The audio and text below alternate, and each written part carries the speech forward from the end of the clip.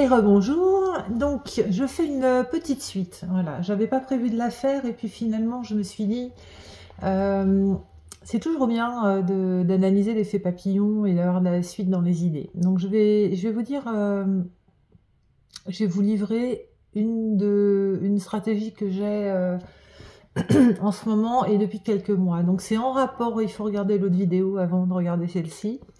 Donc en rapport avec ce qui est en train potentiellement de se passer sur le marché des crypto-monnaies et notamment plus précisément sur le Bitcoin. Donc si on part du principe que l'investissement sur les marchés de crypto-monnaies, notamment du Bitcoin, mais très certainement ensuite de l'Ethereum, voire d'autres blockchains se démocratise, ça signifie derrière que tous les acteurs qui sont liés à ce marché vont eux aussi forcément se retrouver renforcés. Donc, quels sont les acteurs de ce marché? Alors, en fait, il y en a plusieurs, hein, mais on va parler des plateformes. Donc, les plateformes, ce sont des intermédiaires. Hein, c'est comme une banque, hein, c'est un intermédiaire. Donc, vous inscrivez sur la plateforme, vous lui dites, voilà, je veux acheter 200 € de Bitcoin, il les achète et vous avez sur la plateforme votre compte de Bitcoin avec l'équivalent de Bitcoin pour 200 €. Voilà. Donc ces plateformes, il y en a vraiment pléthore, il y en a beaucoup. Il y en a voilà, certaines qui sont plus utilisées que d'autres, et notamment en Occident, parce qu'il y a beaucoup de plateformes chinoises également. Mais en Occident, on a quand même quelques mastodontes, et dans ces mastodontes, il y a Binance et Coinbase. Il faut savoir que Binance a eu beaucoup d'attaques en fait, hein, de la part des institutions de régulation américaines. C'est une plateforme où tout n'est pas très transparent. Je crois que leurs fonds sont placés aux îles Caïmans ou je sais pas où. Donc voilà, donc il y a énormément d'attaques sur Binance. Le gros deuxième, c'est Coinbase. Il faut savoir que Coinbase est coté au marché américain depuis ça fait quoi, 1 an et demi, je dirais, de mémoire, hein, je ne sais plus. Voilà. Et ce qui est tout à fait probable, alors je pense que Binance est plus utilisé que Coinbase, j'ai pas regardé du tout la valeur, enfin le nombre d'utilisateurs et les capitaux en fait qui possèdent. Hein. Mais bon, je pense que Binance est plus utilisé que Coinbase. Mais en tout cas, Coinbase aujourd'hui a déjà l'aval des marchés américains. Coinbase est une société américaine. Donc, de mon point de vue, si jamais les ETF sont acceptés, je pense que le gouvernement américain, ou en tout cas la SEC et toutes les institutions financières américaines, vont privilégier Coinbase pour les ETF, pour faire les investissements, etc.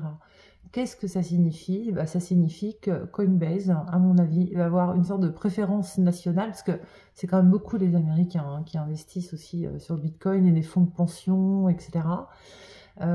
Et Coinbase, à mon avis, va être favorisé par le gouvernement américain comme intermédiaire d'achat de Bitcoin et très certainement d'ETF Bitcoin. Donc qu'est-ce que ça implique derrière? Que Coinbase va sans doute se renforcer et Coinbase va sans doute avoir de nouveaux utilisateurs, va attirer de nouveaux capitaux. Et donc Coinbase, qui est déjà coté en bourse, va sans doute flamber en bourse, très certainement. Donc, de mon point de vue, je pense que Coinbase peut être un bon pari d'investissement action cette fois, pour les mois, à minima les mois qui viennent, mais bon, je pense les années qui viennent. Donc moi j'achète des actions Coinbase depuis quand il y a eu un crash. Écoutez, je suis complètement perdue en fait dans les dates. Coinbase est arrivée sur le marché, elle a complètement flambé, donc là j'ai évidemment pas acheté. Et j'ai commencé à investir dans Coinbase quelques mois après, quand elle a commencé vraiment à crasher, je dirais il y a 1 an à peu près. Et là, depuis le mois de novembre, j'achète de 2 ou 3 actions par mois. Voilà. Donc l'action en ce moment doit être à 150 euros, je pense. Mais à mon avis, ça doit. J'ai pas regardé hein, là depuis 2, 3 jours, enfin depuis une semaine, hein.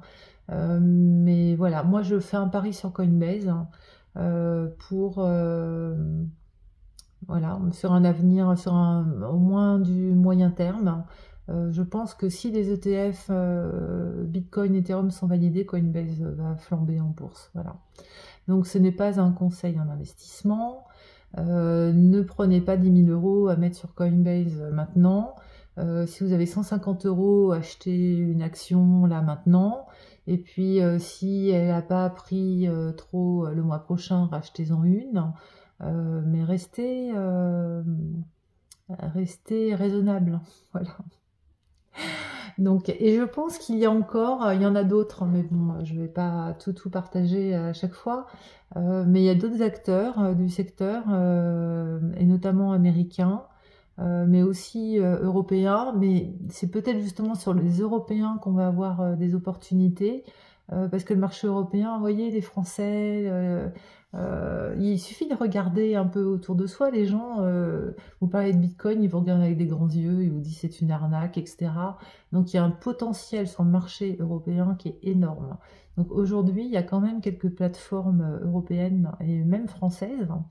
Donc pourquoi pas essayer voilà, d'analyser un petit peu leur situation actuelle et de faire un pari qui sera plus long terme, parce que je pense que pour que tout ça gagne vraiment l'Europe, ça va prendre à mon avis 1 an, 2 ans. Et justement, c'est maintenant, c'est en devançant en fait le marché qu'on peut faire vraiment de très belles affaires. Allez, je vous embrasse. Ciao, à bientôt.